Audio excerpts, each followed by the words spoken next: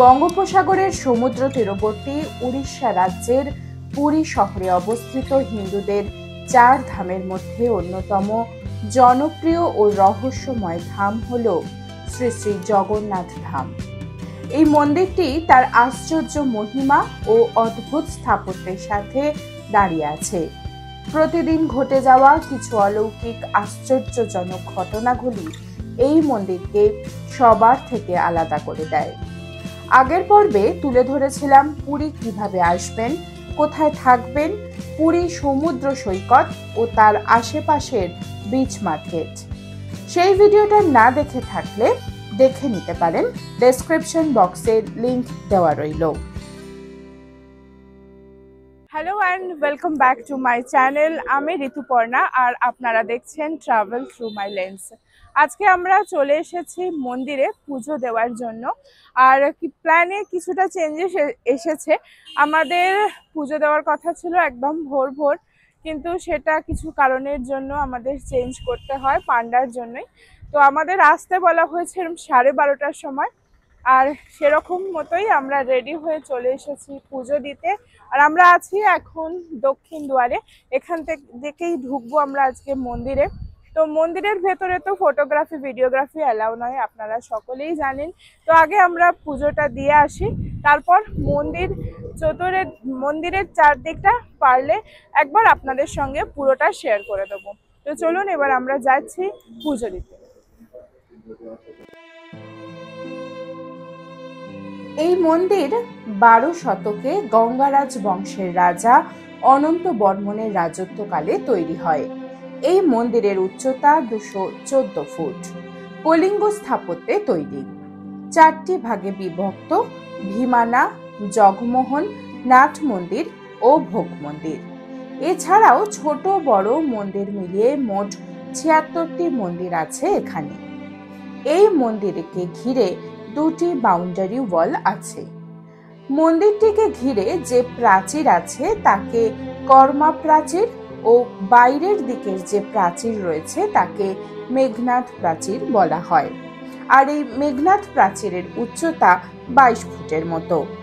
কর্মা প্রাচীর ও মেঘনাদ প্রাচীরের মাঝেই রয়েছে রান্নাঘর ও মন্দির কমিটির অফিস বা আনন্দবাজার। এই মন্দিরে প্রবেশ করার জন্য 4টি দরজা বা দ্বার রয়েছে।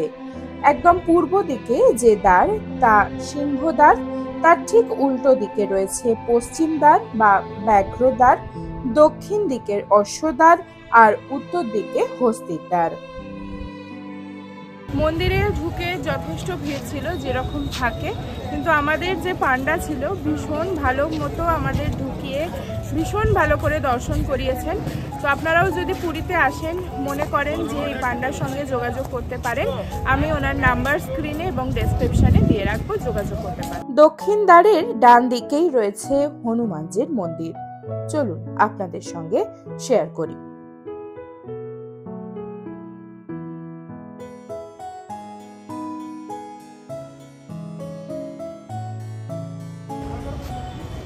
মন্দির সংস্করণের কাজ সম্পন্ন হওয়ার পর আমি এই প্রথমবারই আসছি। আগেরবার যখন এসেছিলাম ছিল আন্ডার কনস্ট্রাকশন, বুঝে উঠতে পারিনি কি হতে চলেছে, কিন্তু এখন দেখে দেখুন বেশ ভালো লাগছে। পিছনে সুন্দর করে বসার জায়গাও করে দিয়েছে, এরকম ম্যাট পেতে দিয়েছে। এত তেতে গেছে মাটিটা, মানে হাঁটা যাচ্ছে না। খুব সুন্দর করে কিন্তু ব্যবস্থাপনা হয়েছে। তো চলুন আগের দিকে এগিয়ে যাই। আর এখানে দেখতেই পাচ্ছেন এখানে পানীয় জলেরও ব্যবস্থা করা রয়েছে। প্লাস এইখানে দেখুন এখানে কুলারেরও কিন্তু ব্যবস্থা করা রয়েছে। মানে এত রোদের মধ্যে এত ভক্ত আসছে, এখানে লাইনে দাঁড়াচ্ছে, কুলারেরও ব্যবস্থা করা হয়েছে। জল দেওয়ার জন্য গ্লাসের ছোট ছোট করে ভীষণ সুন্দর ব্যবস্থা করা রয়েছে। তো দক্ষিণ দ্বার থেকে এদিকে চলে এসেছি, আমরা এখন যাচ্ছি পশ্চিম দ্বারের দিকে। চলে এসেছি এখন পশ্চিম দুয়ারে, দেখতেই পাচ্ছেন ভীষণ রোদ আজকে, এখন মাথার উপর সূর্য। যাই হোক, কষ্ট হলেও কষ্ট করে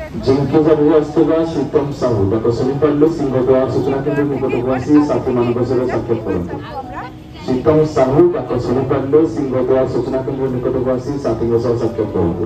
এই মন্দিরে প্রতিদিন কিছু অলৌকিক আশ্চর্যজনক ঘটনা ঘটে। চলুন তা আপনাদের সাথে শেয়ার করি। জগন্নাথ দেবের মন্দিরের উপরে যে অষ্টধাতুর চক্র দেখতে পাচ্ছেন, তা আপনি যে দিক থেকেই দেখেন না কেন দেখবেন আপনি সামনে থেকেই দেখছেন। এই মন্দিরের উপর দিয়ে কোনো পাখি উড়ে যায় না, আর এই মন্দিরের ধ্বজা হাওয়ার বিপরীত দিকে বয়। দিনের কোনো সময়ই মন্দিরের ছায়া মাটিতে পড়ে না। আর এই মন্দিরের কাছেই সমুদ্র থাকা সত্ত্বেও সমুদ্রের কোনো আওয়াজ এই মন্দিরে প্রবেশ করে না। চলে এসেছি আমরা উত্তর দুয়ারের সামনে। তো চলুন উত্তর দুয়ারটাও আপনাদের সঙ্গে একবার শেয়ার করি। দেখতেই পাচ্ছেন আমার পেছনে যে দ্বারটা আপনারা দেখতে পাচ্ছেন, এটা উত্তর দ্বার। এবারে আমরা উত্তর দ্বার বা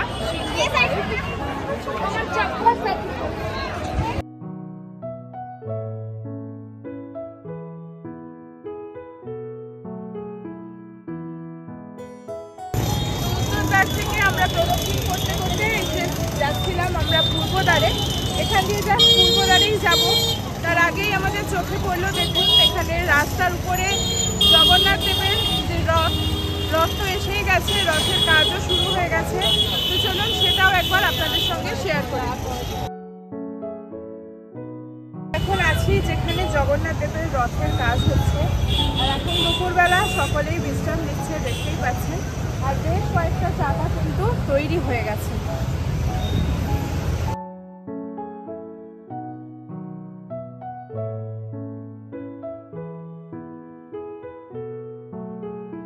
তো চলে এসেছি এখন আমরা পূর্ব দ্বারের দিকে বা সিংহদ্বার যেটাকে বলা হয়। আগের ভিডিওতেও আপনাদের সঙ্গে যতটা সম্ভব তুলে ধরেছিলাম, আশা করি দেখেছেন। আর আজকে যখন চারটে দ্বারই আমরা প্রদক্ষিণ করছি, আজকেও একবার আপনাদের সঙ্গে তুলে ধরি সিংহদ্বারের চিত্র।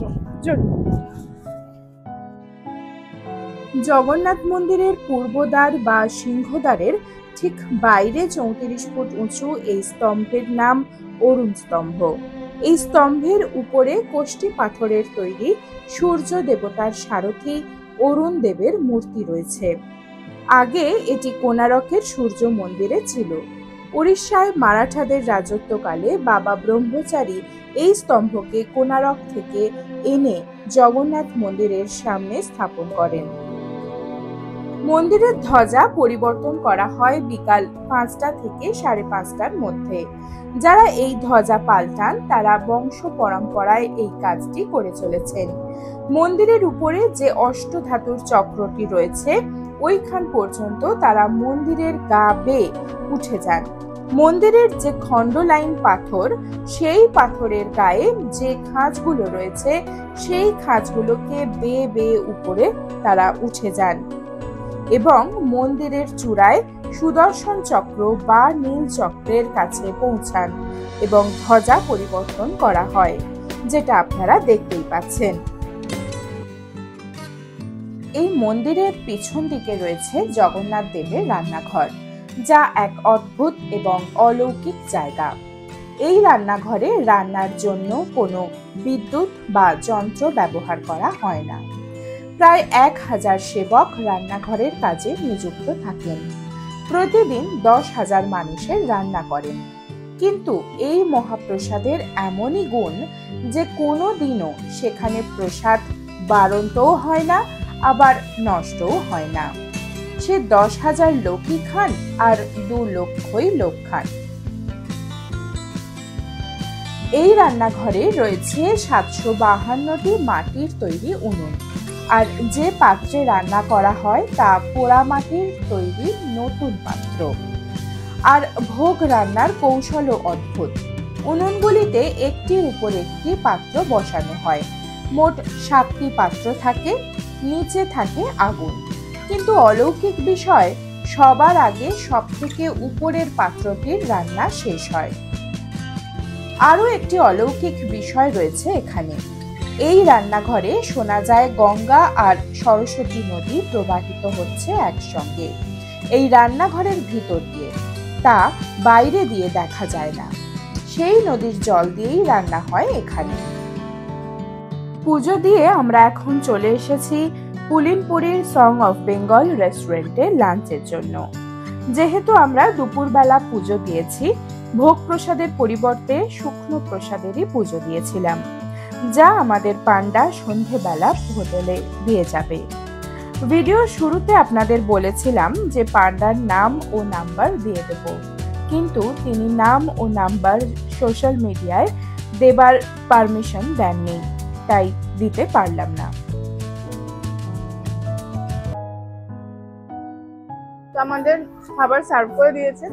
এখানে রয়েছে একটা ভাত, এটা হচ্ছে মাটন কষা, তন্দুরি রুটি নিয়েছি, আর তার সাথে নিয়েছি বাটার চিকেন মশলা। আর এটা তো বললামই, একটা মালাই চিকেন রয়েছে। তো এটা স্টার্টার হিসেবে খাবো বলে নিয়েছিলাম, তার সাথে সাথে সবই চলে এসছে। তো চলুন আমরা ঝটপট খেয়ে নিই, তারপরে জানাচ্ছি কিরকম কি লাগলো খাবার। লাঞ্চ কমপ্লিট হয়ে গেছে আর ভীষণ ভালো খেলাম। আর আমরা আগেরবারও এখানেই খেয়েছি। আর এখন খেয়ে যদি কম্প্যারিজন করতে হয়, খাবার দুটোরই ভালো। প্রাইসের দিক থেকে একটা কম্প্যারিজন চলেই আসছে, কেন কি এখানে আমরা 3 জনে খেলাম, ওই 1280 টাকার মতো আমাদের খরচ পড়লো। কিন্তু যে কালকে আমরা 3 জনে যেটা খেলাম, আমাদের ওই 1700-1800 টাকা মতো পড়েছে। একটু ওভার প্রাইস মনে হচ্ছে সপ্তপদীর খাবারটা, সে তুলনায় এটা কিন্তু 3 জনের জন্য 1200 টাকা ঠিকঠাক। আর ভ্যালু ফর মানি, খাবারটা যেহেতু খুবই ভালো, তো ওই জন্য আমার এটাকেই বেশি ভালো লাগে। এই খাবার নো ডাউট ভালো, ভীষণ ভালো লেগেছে খাবার। তো ঘুরতে ঘুরতে হঠাৎই সমুদ্রের দিকে চোখটা গেল, কি অপরূপ লাগছে শুধু দেখুন। মানে আকাশ আর সমুদ্রের যে একটা লাইন হয়েছে, অদ্ভুত সুন্দর লাগছে, ভীষণ সুন্দর লাগছে। জলের রংটাও এক একটা স্তরে এক এক রকম মনে হচ্ছে, আর তার সামনে ভেঙে পড়ছে সাদা সাদা ঢেউ, অসম্ভব সুন্দর দেখতে লাগছে। তো এখানেই বেশ খানিকক্ষণ দাঁড়িয়ে আমরা এই দৃশ্যটা উপভোগ করছি।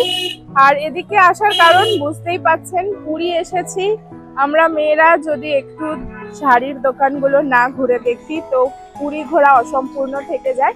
তো তার ব্যতিক্রম আজ আমিও করব না, তো এইগুলোই ঘুরে একটু দেখবো, তার সাথে সাথে আপনাদের সাথেও শেয়ার করব।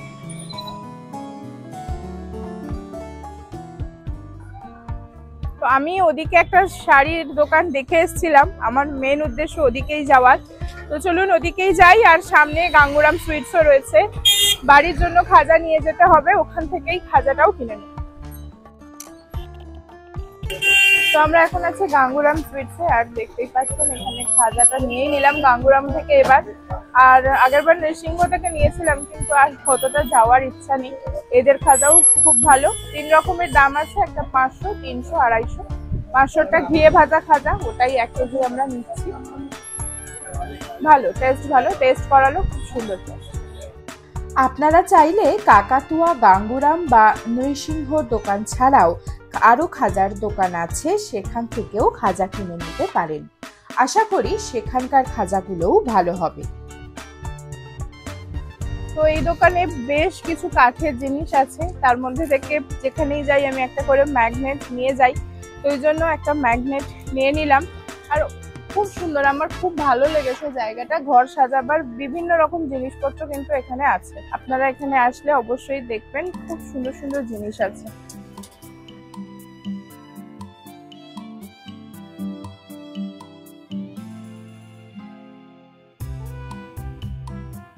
তো যে শাড়িটা আমি এতক্ষণ ধরে দেখছিলাম, তো সেটাই নিলাম।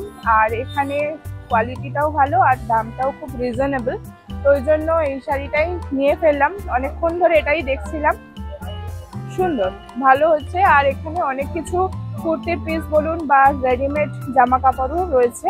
আর দোকানটা হোলসেল দোকান, দামটাও ন্যায্য নিয়েছে।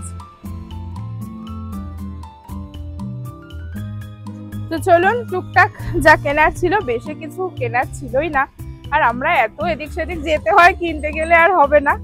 যাই হোক, এবার অনেক ঘুরে ঘাড়ে দেখতে তো ভালোই লাগে। এবার যাবো সি বিচে, সানসেটটা যদি দেখা যায় সানসেটটা দেখবো, দেখে চলে যাবো রুম। তো আমরা এখন এখানে রাস্তার ধারে বসে আছি, আর মেয়ে অনেকক্ষণ ধরে আইসক্রিম খাবে খাবে বায়না করছে। আর তার সঙ্গে এখানটা বসে থাকতে ভালোও লাগছে। তবে হ্যাঁ, মাছ ভাজার এত বাজে গন্ধ চাচ্ছে, বেশিক্ষণ বসা যাবে বলে জানি না। একটু বসলাম, একটু পরে আমরা ফিরে যাব।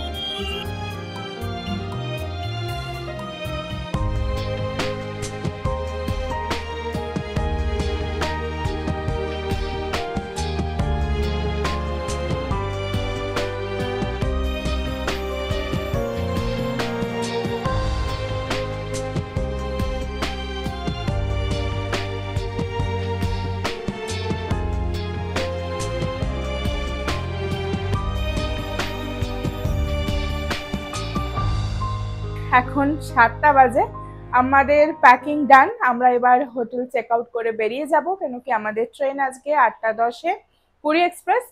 তো সমস্ত কিছুই হয়ে গেছে মোটামুটি গোছানো। তো আর দেরি করব না, ভিডিওটাও আর লেন্দি করছি না। আর এই পর্যন্ত ভিডিওটা যদি আপনারা দেখে থাকেন অবশ্যই কমেন্ট করে জানাবেন ভিডিওটা কিরকম লাগলো। ভালো লাগলে ভিডিওটাতে একটা লাইক করবেন, কমেন্ট করবেন, আর আপনার প্রিয়জনদের সাথে অবশ্যই শেয়ার করতে পারেন যদি ভিডিওটা ইনফরমেটিভ মনে হয়ে থাকে। আর এই ভিডিওটার মাধ্যমে আমাকে যারা আপনারা নতুন দেখলেন, ভিডিওটা ভালো লেগে থাকলে অবশ্যই সাবস্ক্রাইব করে আমার পাশে থাকবেন। পাশে থাকা বেল আইকনটাও প্রেস করতে কিন্তু ভুলবেন না। তো আজকে এ পর্যন্তই, দেখা হচ্ছে খুব তাড়াতাড়ি নতুন জায়গায় নতুন কোনো ভিডিও নিয়ে।